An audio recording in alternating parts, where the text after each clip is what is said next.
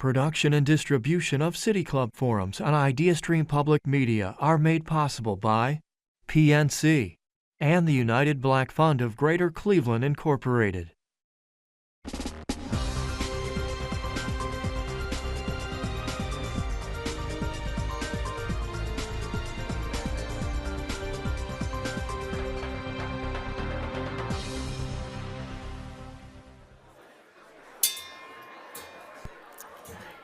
Good afternoon, and welcome to the City Club of Cleveland, where we're devoted to creating conversations of consequence that help democracy thrive. Today is Friday, January 24th, and I'm Lissy Rand, Executive Director of Workforce Partnerships for Magnet. Today, I'm pleased to introduce today's forum, which is presented in partnership with the Deaconess Foundation, the Cuyahoga County Workforce Funders Group, and the Northeast Ohio Regional Sewer District. At Magnet, we know from experience that successful companies innovate every day to create products and value for their customers. We also know that they can't do that without the right workforce in place, that attracting and retaining the right people is essential to carry them into the future. So we're lucky that in Cuyahoga County, manufacturing leaders have come together to build the right workforce that's going to help them carry the industry into the future. These manufacturing leaders brought their creativity together to recognize and solve for the common labor needs that have been such challenges for them.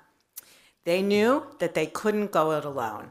So they came together under the umbrella of the Workforce Connect manufacturing sector partnership with Magnet as its backbone to innovate, to test, and to scale new ways of solving their talent needs. They came together to take advantage of their own forward thinking, of Magnet's now 40 years of experience of deep industry knowledge, and of the creativity and the resilience of our workforce development ecosystem.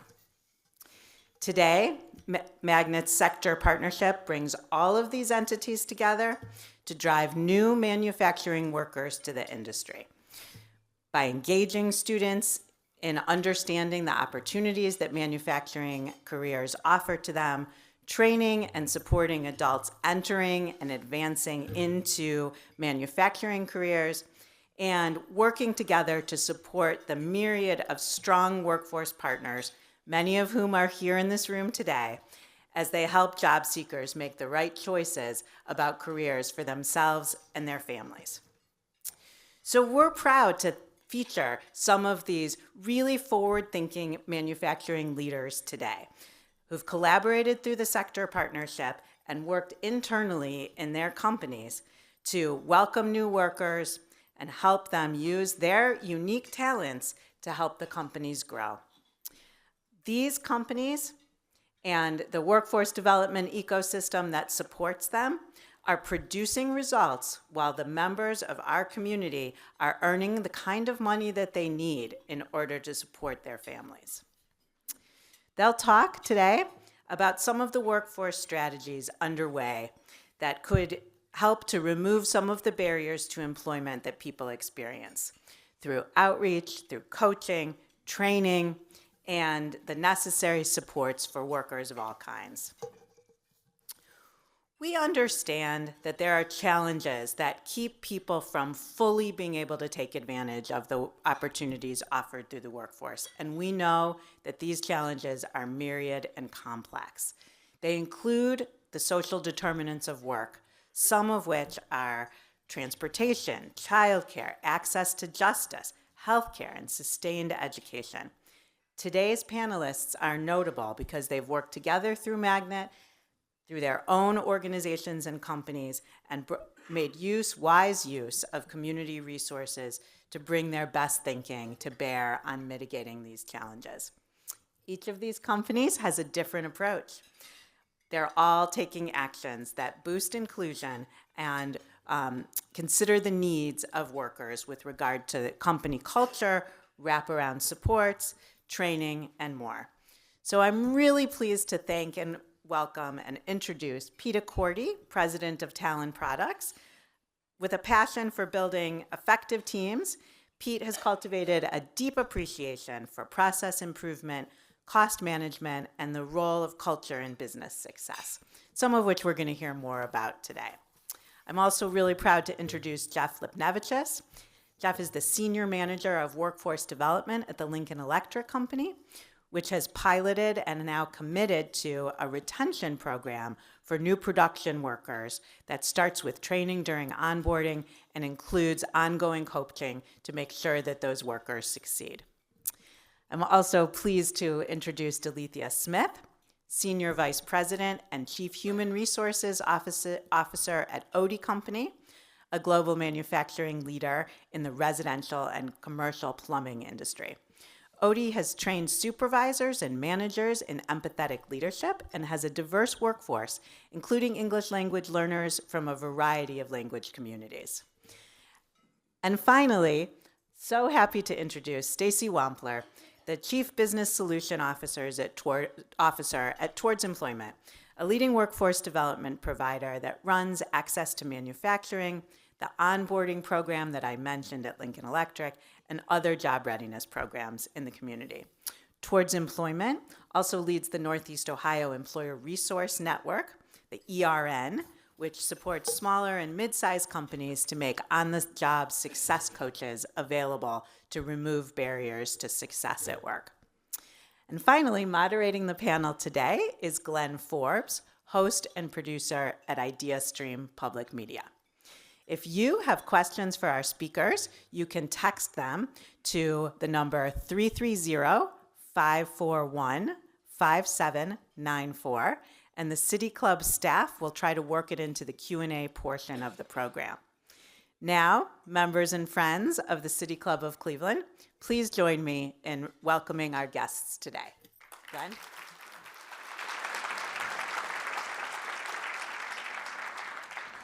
Well, thank you so much for that great introduction. Certainly makes my job much easier. We'll just jump right into it here. There was a consensus among the manufacturers and the recruiters that business as usual was not working. That's a comment that I heard. So how did you come to that realization, right? What were the causes of that? And how have you tried to fix that since?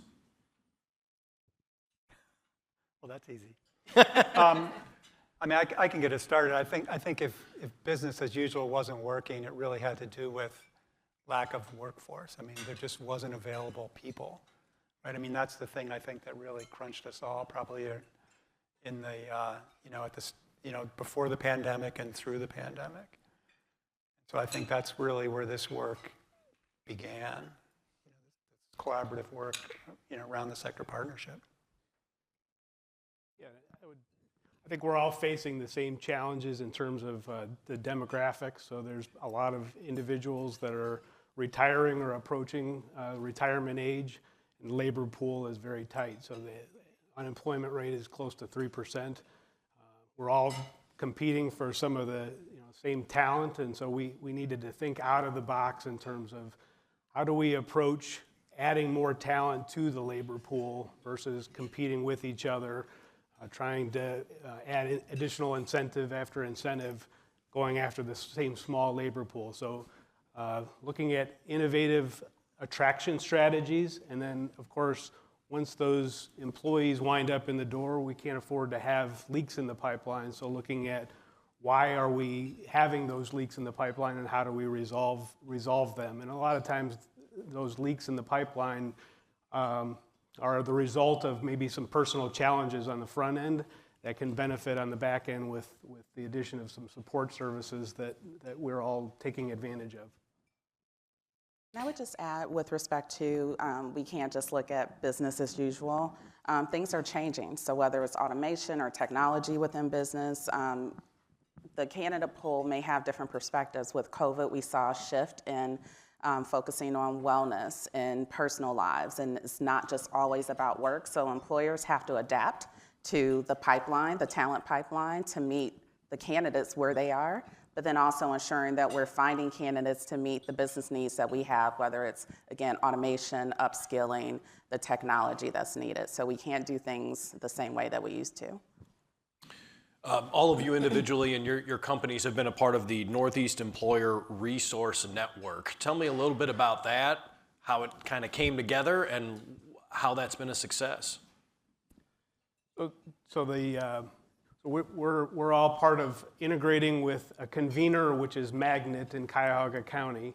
That's the location of what's called a sector partnership, and that's collaboration between manufacturers, educators, trainers, and then service providers.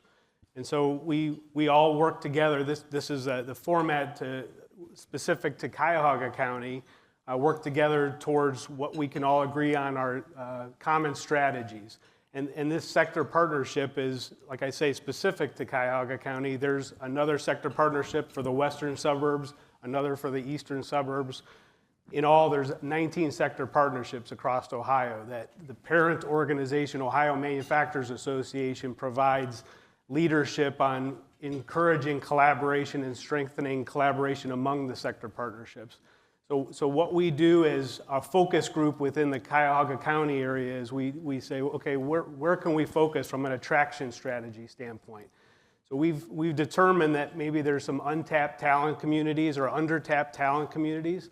And as a group, we've said, there's certain groups that we can't get to everyone all together, but if we work together, we can pool our resources and focus on, youth exposure to manufacturing, actively recruiting veterans, individuals that typically have prior law enforcement backgrounds, returning citizens. Oftentimes those individuals have higher unemployment rates, so what can we do to map that population to the employers willing to hire that population? Those with disabilities tends to have a higher unemployment rate, so what can our strategies be to work together toward employing more individuals with disabilities? And then I would say the last is specifically on the east side of Cleveland. There's some areas that are, on average, a household income is about $30,000. And so we know that if we can bring the jobs to those individuals, bring the messaging to those individuals, and connect them to transportation and child care resources, it's going to solve some of our problems, but it's also going to elevate the community. Just to jump in on some of the things that Jeff was saying, all of the employers up here participate in the sector partnership in some way, especially with the Access to Manufacturing program. But the Northeast Ohio ERN is it is ability for any employer, no matter the size, to connect, to have an on-site success coach is what we call them, at the business. And this usually means that about 4 hours a day you have an in-person coach talking to your frontline staff or any staff that you prefer. Each one is designed differently, but the traditional way that it works is it's helping with retention. And I think that while these employers are looking for things on the front end, they've all agreed that retention is important on the back end. So excited to hear some of the things we're doing to address that too. Okay, very good. Tell me about the process there's diversity, of course, in manufacturing, like different types of manufacturing. Is there a process to identify skill sets, right, of certain workers and suggest to them certain types of manufacturing, since there is that wide range of possibilities? I mean, if we're, again, sticking with some of the work that goes on in recruiting through the Access program, for instance, I think what we're doing there is just getting people that are interested in manufacturing and getting them through this coursework that they do for 5 weeks. I'm looking at you. It's down to 3. 3.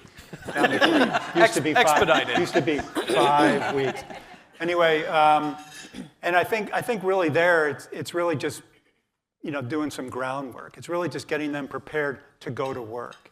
And I would guess in our businesses that really a lot of the training has to happen after that. Subsequent to once you get in the building, then you can be trained specifically for whatever job you're doing. Including potential apprenticeship programs, which are a real opportunity for people. Yeah, the beauty of the Access program is that it dabbles a little bit. It teaches you a little bit of blueprint, a little bit of measurement, some of the basics, so that when you go into any of the companies, of course, they're going to train you on the machines that they have there, but it gives you some knowledge that maybe somebody walking in the front door may not have. It gives you some insight in what your career path may be.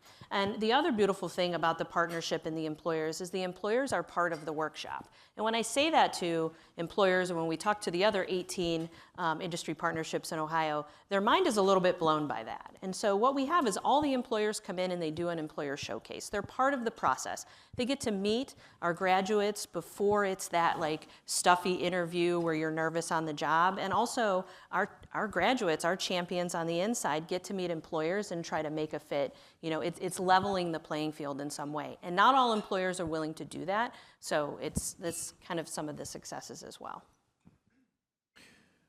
We talked a little bit about kind of this marriage of for-profit and nonprofit organizations. And was there some, maybe hesitation isn't the right word, but hesitation, hurdles, apprehension? Kind of how did you work through that? I would say no. For us, there's no hesitation or no issue or concern because it is all about collaboration with community partners, with different organizations, and we're all working towards the same goal as far as having business needs met and serving the community by providing very viable job opportunities and hopefully making a dent in that 110,000 population that is in poverty. We want to employ the workforce. So it's a matter of understanding what the nonprofits, what the organizations are offering and ensuring that we communicate in a very clear way. We're partnering and these are what our needs are. So they know, okay, how can we have that really successful partnership? They're giving us what we need as far as the services that they offer or the trainings that they're offering to potential candidates. So it's all about that communication, and it could be a really beautiful relationship and rewarding relationship on both sides. Yeah, I mean, I would say, I think at the beginning of the sector partnership, there was a lot of, I mean, the manufacturing leadership team, I think, was 11 companies at the time and represented, I think, 20% of the 80,000, 11 companies, 20% of the 80,000 person workforce in the region. And then we had all these nonprofits that were coming together also. So the manufacturing leadership team and other volunteers on the manufacturing side. I mean, I didn't feel that there was going to be any kind of an issue, but there was some thought that there was going to be tension that ended up there wasn't any tension. I mean, it just came together and as he said, it just came together and flowed beautifully. I mean, I think it's been a great partnership. And it seems to me that from an outcome perspective, you can't have a successful outcome unless everybody is moving in the same direction. So for example, you could have a generic training program, but that there's only so much to what degree is that effective if you don't know the environment that the individual is going to be training for. And so having alignment and having discussions on who are the hiring employers at that moment, what are the standards for training and the rigor level of training that's expected? And then when you know what those environments are, then you can provide those services that are best fit for those future employees in those environments. And so it was a natural that all of those parties are working together to drive to a better outcome. Well, let's hear about some of those success stories. Do you have a favorite one, or I guess what has been, some of the most successful parts of this, if you could get specific? So I'll mention that we've transitioned our training program, onboarding and training program, from a very short duration to a much longer duration between when somebody arrives and when they transfer onto the production floor. And one of the things that we were seeing early in our transition of that training program was our exposure to some of the challenges that employees would have as they come in the door to continue to get into the door in terms of punctuality and attendance, transportation requirements, childcare challenges, and so on. So we've integrated the resources of the Access team, the Towards Employment team, in the first 3 days of our training program. And our new employees become very candid in sharing some of their personal challenges with that team, knowing that that team has the resources to provide mentoring and coaching support and pinpoint the most effective resources that that employee needs to help to overcome the barriers prior to them transferring to the production floor, that's been very valuable. So I can't tell you enough about every 2 weeks we have a new cohort of new employees, and there's always a percentage of those that have some type of personal challenges in one respect or another. It's very turbulent in the first month when you're a new employee to assimilate to a new environment with a new schedule compared to maybe what you had prior. And so that team has been very effective in driving a significant improvement in retention. We used to see in the first month, 1 out of every 4 individuals would be out the door in the first month for personal reasons or others. And now that retention percentage is probably closer to about, we see maybe 6% instead of 25% that are leaving as opposed to the prior larger number. So it's been a significant improvement in retention, particularly in the first month. And then that extended coaching that goes on for the next year has been very effective in driving our retention results for between 10 and 20% improvement in certain areas in our operation, just from having access to those resources on a routine basis. That's great. And anyone else want to share any successes? I can tell like a very specific story that I always like this story. So we've always been in the neighborhoods in Cleveland. We're in our 3rd location. We started in Cam, and we've always been not only in the city, but in the neighborhoods.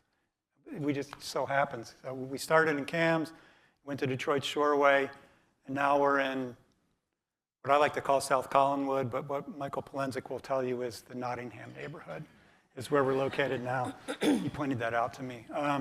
But anyway, so we're in this neighborhood, but we had someone that came out of the Access program, and this woman, she was, I think she had to take 2 buses to get to work. She had a 6 a.m. start, and she was grinding that out.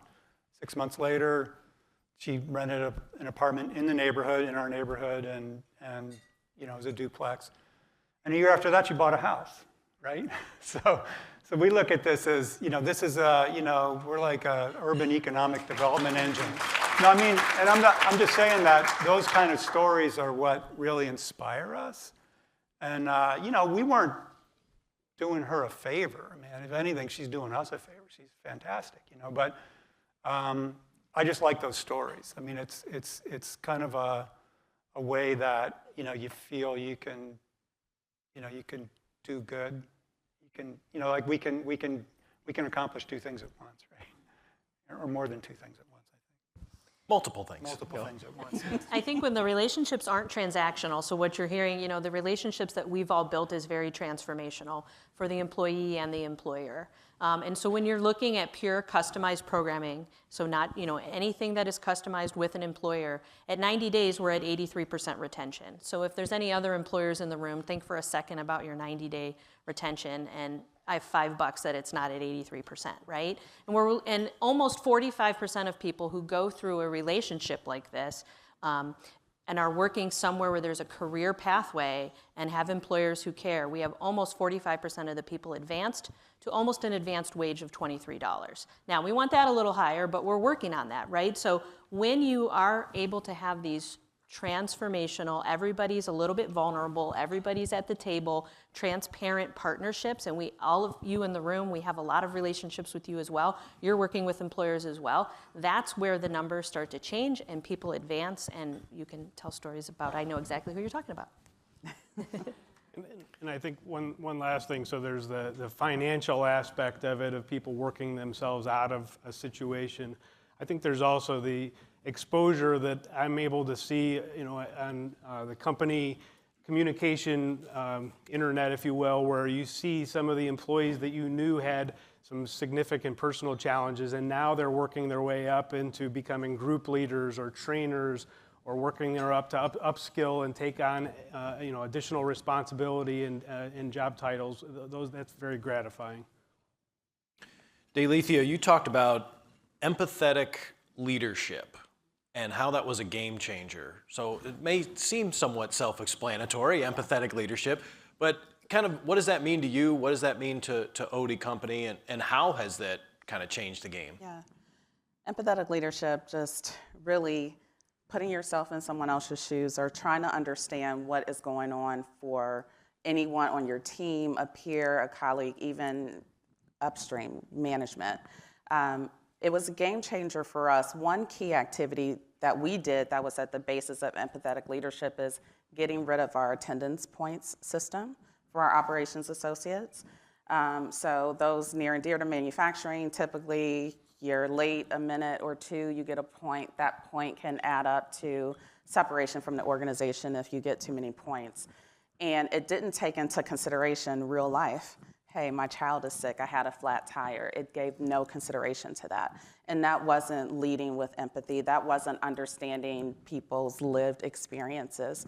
So we said, hey, we're gonna do away with that, and we're gonna lead from a place of understanding each team member and knowing what's going on in their lives. We got rid of the program. It was not easy, but we did it. But it was a game changer because people said, you see me, you understand. It helps our retention. It helps from a sense of productivity and engagement because it shows that we care. It's not just you're a person clocking in just to get on your line or do the work. It shows our associates that we care about you, what's going on in your life, and we're gonna work with you as long as you communicate with us and have that bi-directional communication. So empathetic leadership is just at the core of what we do. Have a conversation, get to know your team members, understand what's going on, and we can leverage some of the services, wraparound services if we need to. You spoke about, personal situations going on. We all can experience something, and as an employer, we want to help our associates, thrive. And many times you can't separate work and personal life. There's that overlap. So just taking the time, have a conversation, lead with empathy, treat people how they want to be treated. So that platinum rule instead of the golden rule, treat people how you want to be treated. Well, I may not want to be treated how you want to be treated. So just talk and understand, what people need and what they want. So that's how it's been a game changer to us.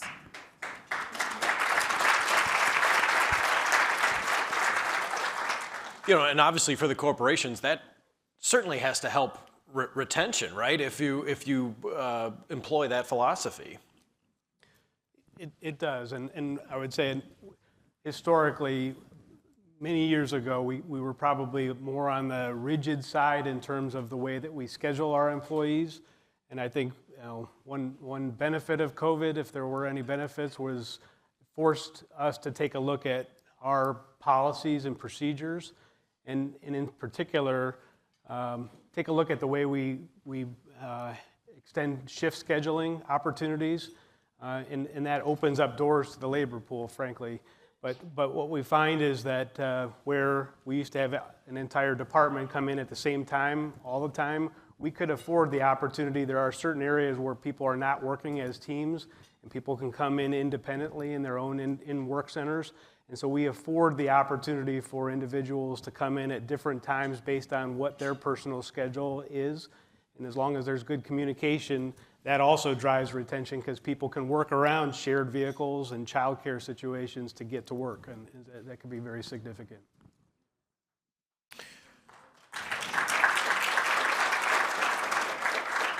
I'm going to start the audience Q&A in just a moment, but I do have another question for Daleithia.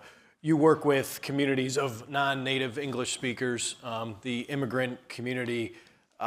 With the new administration in Washington, even though no one knows exactly, what is going to happen, what's going to play out, how has that affected your preparation at Odie, and how has it affected your clients? It hasn't affected us at this point. We're going to treat all of our associate population the way we treat them today, showing that we care. We have an inviting and embracing environment, having everybody know that they belong and are valued. So what we will ensure that we're doing, again, from a place of empathy, we do have, as you mentioned, a large immigrant population. We have many refugees, and right now there's a lot of fear in the community and some concern and some anxiety. So we're gonna be there for them and listen to the concerns that they have, provide services, whether it's mental health services to help talk through some of the concerns or the fears that they have because of the unknown. But we will still value our population embrace the culture that they bring into our organization, and show them that we're here for you.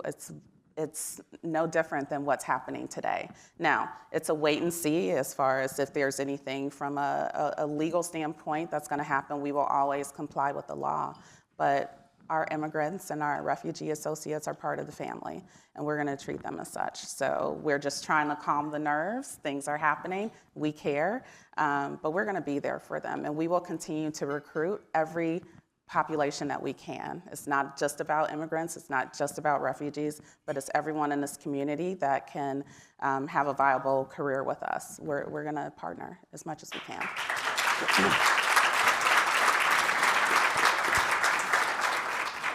Thank you very much. We're about to begin the audience Q&A for our live stream and radio audience. I'm Glenn Forbes, host and producer at IdeaStream Public Media and moderator for today's conversation. Today we are talking about innovations in workforce development. Joining me on stage, Pete Accorti, president of Talan Products.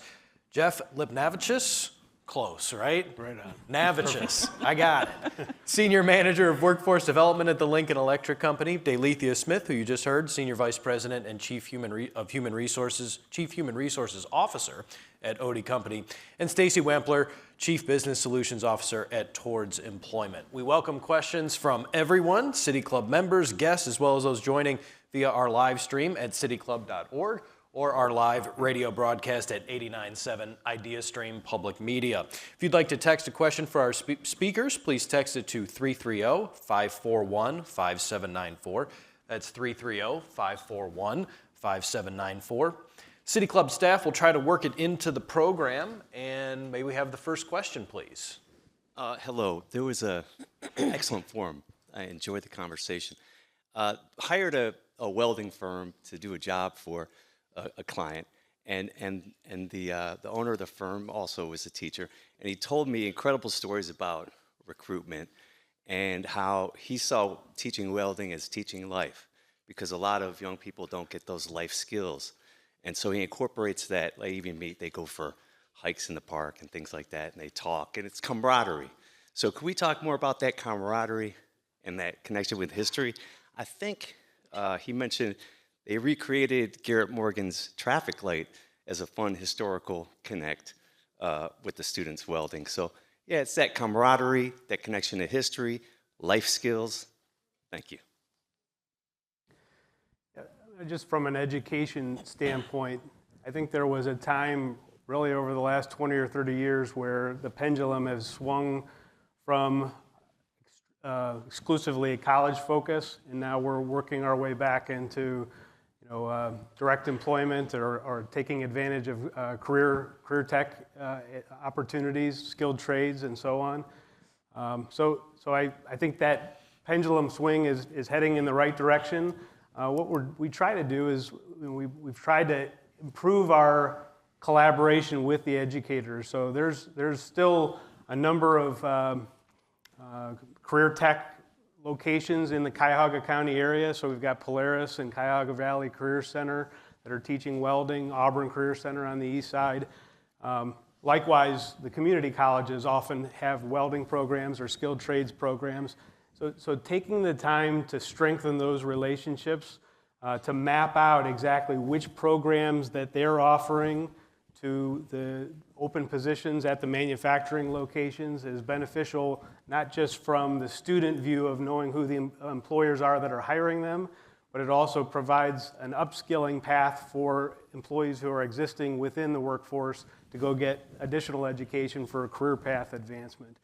So that collaboration and having deeper conversations with the educators on the level of rigor that's expected of the individuals coming out of these programs to be the most effective is where our focus is. Any other thoughts on camaraderie and just kind of that idea? I don't really know where to go with that. I'm sorry.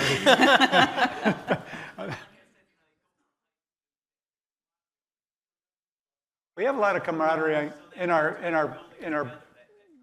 Yeah, I mean, I think internally, if I was to talk about camaraderie at all, it would just be, we are in us, at Talan Products. So there's a lot of camaraderie in our building, among a lot of not just in departments, but just basically shop-wide. I mean, it's actually, it can be really funny there a lot too, you know, considering how loud it is. That's impressive. But I don't know exactly beyond you know, sort of, you know, the things that are required around collaboration. You know, it sounds a little bit like what, you know, what Jeff was talking about.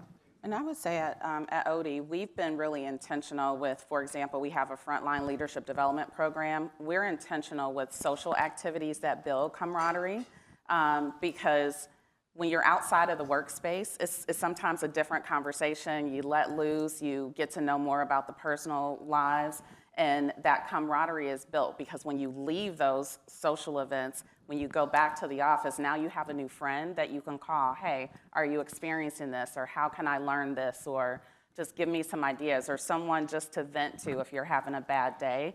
So we built that into our programs and into our development on an intentional basis with social activities. So yes, we have fun with it. There's food, there's laughter, there's bowling, there's painting, or whatever it is that we do. But it's all with a purpose to build those relationships so each person can grow. Next question. All right, hello everyone. We have a text question. So you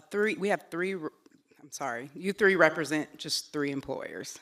Give us a sense of how large your workforces are and I'm having a hard time today, forgive me, and how large they could grow, and what it would take for the sector to scale up to meaningfully change the employment rate and poverty rate in this region. Who wants to field that one first? There you go. Yeah.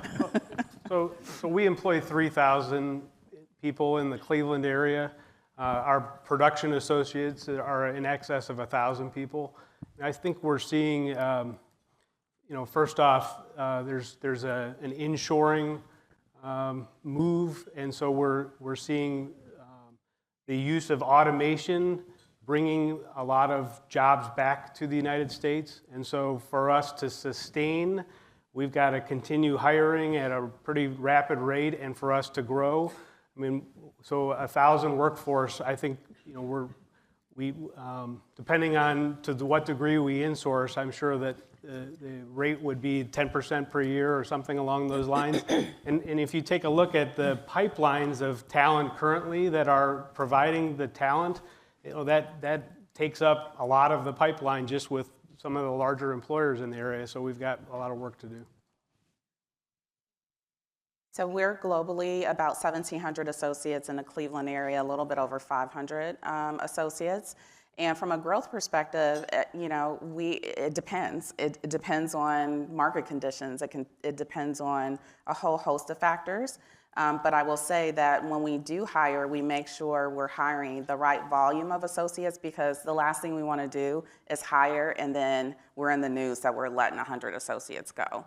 So we don't want to affect lives in that way. So we're very intentional, I keep using that word, with our workforce, what our needs are, marrying those needs to training, to the number of people we bring into the activities, so you can stay with us for a long time and not have to worry about losing your job if we brought you in and then there's a blip and, oh my God, now I have to lose. So don't know specific numbers, but it really depends. Yeah, so we're 110 employees, all in Cleveland. Could easily be, say, 150, I would say, in the next 3 years, something like that. The most important thing, and we feel pretty confident in workforce and our ability to get people in. The challenge for us is going to be in the skilled trades, for sure. And I think this is true with a lot of smaller companies, at least the work that I was initially doing, or I did some work. Manufacturing Works has the apprenticeship consortium, so a lot of smaller companies, trying to get apprentices into programs. And the problem with smaller companies is, like right now we have open apprenticeships for electrician and tool and die. And we want to recruit internally, and we don't have any candidates. So it's we can't get candidates internally. So the challenge for us is going to be, I think, on the skilled trade side. I feel like we can get engineering talent. We are getting engineering talent, but But really what we need is on the skilled trades. And that's going to be the challenge for us to go from where we are now at 110 to 150 over the next couple of years. Okay, very good. Next question. Hi, thank you for taking my question. I'm wondering how you make connections, especially with lower income groups in Cleveland who might not know that they have these opportunities. I'm thinking specifically of the Tri-C Access Centers and libraries that have job help and things like that. That's a really great question, and there's a lot of community partners in the room. I see my friends at the food bank in the back who are connecting to Cleveland residents and to Cuyahoga County residents. I think each organization is probably set up a little differently. I can speak on mine. We have a whole outreach and community engagement team that is really entrenched and connected to the communities, and having a strong alumni base as well. So we placed close to 300 people in 2024, and those are now our alumni who are reaching out to family members and their neighborhoods. And so I think the important thing is, when people walk through our front door, the relationship is long-term. And so kind of using those networks and being visible in the community. I think that's one of the benefits of Magnet being located on East 63rd is that is in a central area that is advantaged by having those resources where they're located. I think there's, the other thing that Magnet does is they facilitate a high school exposure program for some of the CMSD students. And of course, they're coming from a variety of different areas, but we've got a partnership with Ginn Academy and Garrett Morgan and John Marshall and Shaw High School. And so planting those seeds for those students, and then there's unexpected benefits from them becoming ambassadors for employment opportunities in the manufacturing sector. I think that can be very beneficial. And a big part of recruitment is awareness, right? They have to know what's out there before you can kind of bring them into the fold. Next question, please. Hello, Brenda Brown, Community Engagement and Outreach towards Employment. But I have a question for the group. Are you guys able to speak to the importance of how organizations or initiatives like this one can prioritize not only employer needs, but candidate or employee career interests? For example, some individuals may be comfortable starting as a simple general laborer or piece worker, but may have further aspirations. How is that considered or weighed in initiatives like this one? So from a part of our 4-week training program, the entry-level employees are getting exposure to some career path discussions. So we've been focused on providing documented common career paths within the organization, so there's better mapping that the employees can see, and they're exposed to the individual stories of our number of our employees and what their journeys have been for the first, let's say, 10 years of their careers. So we're providing that level of exposure, but there's also no shortage of learning opportunities beyond that 4-week training program. So we're encouraging people to explore additional internal learning, external learning. We're providing visibility to what the career paths are to get to positions that they aspire to be.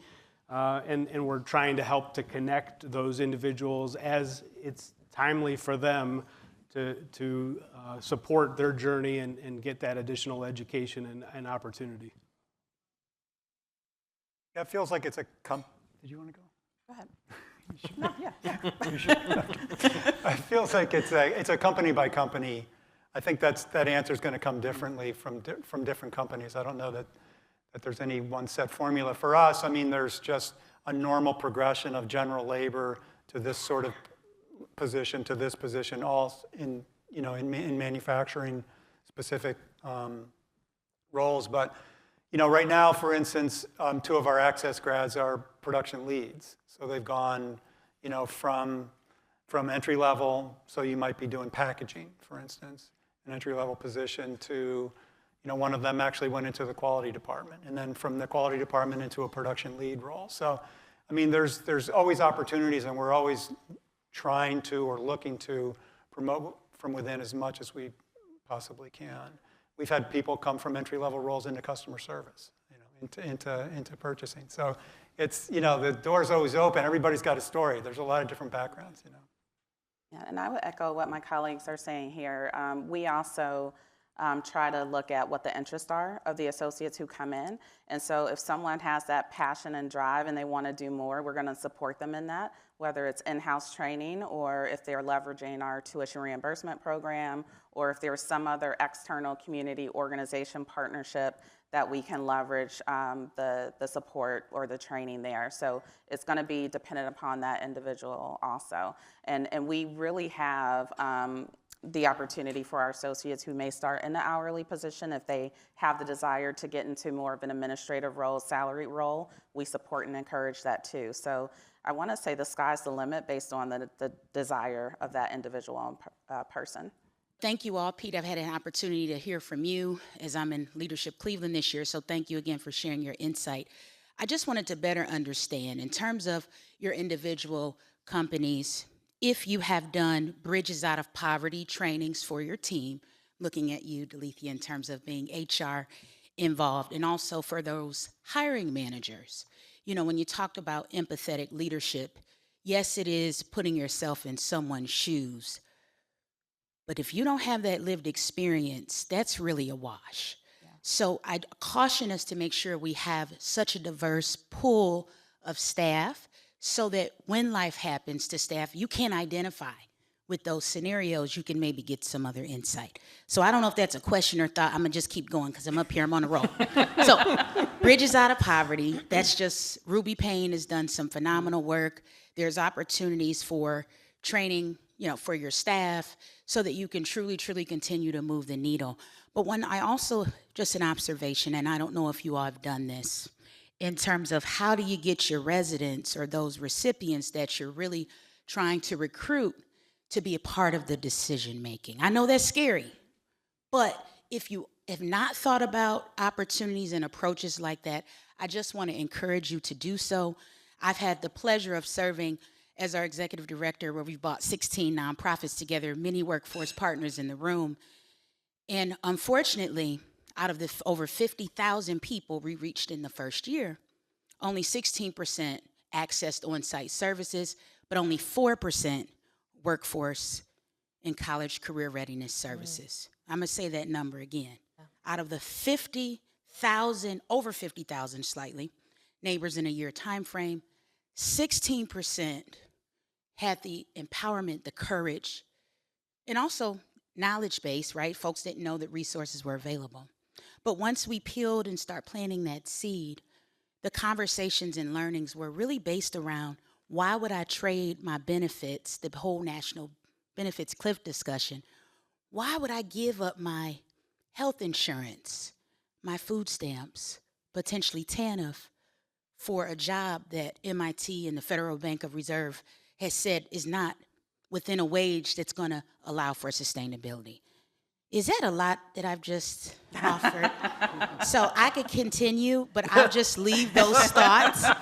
And if there's ever an opportunity for me to be a part of something, to just share what we've learned as an organization, because all of you are our friends, but we have some work to do, because there's many of our neighbors that don't even think that what we're talking about is even possible, that there's a world where, you mean above 200% of the federal poverty guideline? You mean there is such a thing?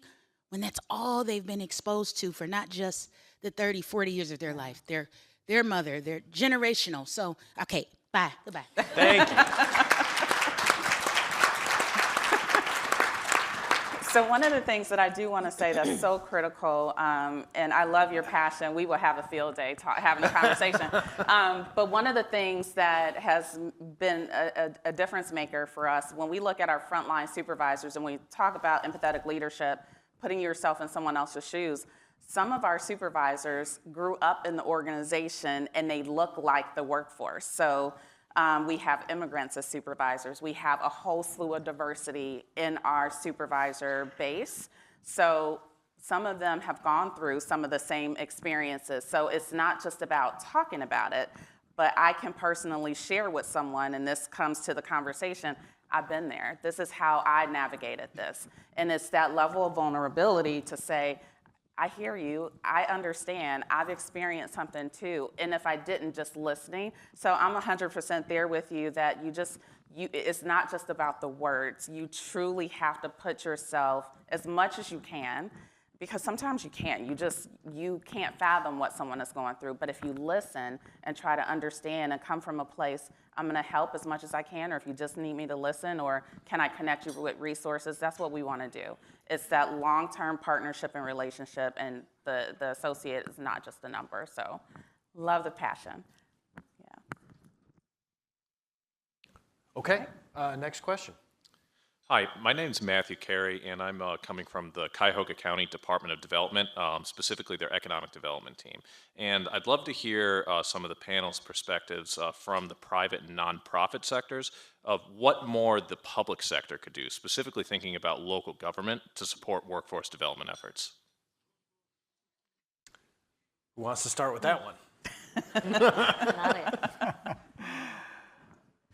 You look like you're right there. No, go for it. Yeah, again, I'm not exactly sure. I mean, what occurs to me, I suppose, is education. You know, I think really what we need to make sure that, you know, that there's that education in the city of Cleveland for all of us. I mean, really in this city of Cleveland, that we're turning out candidates, you know. And again, I don't think that's the question that you asked, but that in terms of that's what comes to mind for me. You know, I don't know that there's, I mean, and continue to support these programs. You know, I mean, I think specifically the question was, what could local or what could government do? Yeah. That's your question, right? Yeah. So I mean, to the extent that government gets involved in supporting programs that work. Goran Dillard from the Urban League of Greater Cleveland. I'm a big fan of the topic here and what's being said, but this is really from the lens of employers. And I'd like to ask the panel how they feel about skills-based employment practices and building muscle around looking at competencies versus just college degrees, since we have a population in Cleveland, in the greater Cleveland area, that where 56% has not gone to college. How do you feel about promoting skills-based employment practices and the adoption and changing that mindset to look even at the talent that you have differently for retention and advancement? Just share that with me, please. So I have exposure in the last year. The state of Ohio has developed something called an Ohio competency model that's applied for education purposes. So it's the collective input from a number of manufacturers, and it identifies specific categories, whether it's entry level or technician or technologist level. What are the expected level of knowledge, skills, and abilities at various levels through the organization? And so we're using that as a tool to calibrate the educators and the trainers in the area, but I think it's also been a valuable tool because we can cross-check that model to our own job descriptions and revise our job descriptions to what that Ohio competency model would suggest is the best written method for communicating what the expectations are for those jobs. Yeah, and I would say we haven't gone as far to look at an external competency model, but in our internal review, we've already gone down the path of eliminating a required college degree if there is equivalent experience there, depending on what type of role, the level of the role, it's equivalent experience. In our operations and our manufacturing sites, it's from a high school diploma or GED. We look at just basic skills to be able to come in and do the job, basic reading skills, so you can understand from a safety perspective what the requirements are. But we have gone from, hands down, without any understanding of the skills or other things that you bring to the table, a requirement of a college degree. And when we look at the statistics for college degree attainment in the population, we want to make sure we're giving opportunities to everyone. So there's an opportunity to come in, even if you don't have a degree, to still learn the job that you're coming into, expand the skills and knowledge, and maybe at some point someone wants to go later to get a degree. We're going to support you in that too. So we are, I would say, evolving in that space, but we've started the journey. Okay, thank you very much. Thank you very much to Pete, Jeff, Alethea, and Stacy for joining us at the City Club. Forums like this one are made possible thanks to generous support from individuals like you. You can learn more about how to become a guardian of free speech at cityclub.org. Today's forum also presented in partnership with the Deaconess Foundation and the Cuyahoga County Workforce Funders Group with additional support thanks to the Northeast Ohio Regional Sewer District. City Club would like to welcome guests at the tables hosted by Cleveland Neighborhood Progress, Cuyahoga Community College, the Cuyahoga County Workforce Funders Group, Deaconess Foundation, Magnet, Northeast Ohio Regional Sewer District, PNC, Team NEO, and Towards Employment. Thank you all so much for being here. On Tuesday, January 28th, the City Club will welcome Cleveland Guardians manager and the 2024 MLB American League Manager of the Year, Stephen Vogt. We'll be in conversation with Guardians play-by-play announcer Matt Underwood on perseverance, a new era of leadership, and what it means to be a Cleveland Guardian. On Friday, January 31st, we'll hear from Juan Williams, Fox News political analyst and author of his latest book, New Prize for These Eyes, The Rise of America's Second Civil Rights Movement. William Tarter Jr., president of the NAACP Cleveland branch, moderates. You can learn more about these forums and others at cityclub.org. That brings us to the end of today's forum. I'm Glenn Forbes. This forum is now adjourned. For information on upcoming speakers or for podcasts of the City Club, go to cityclub.org.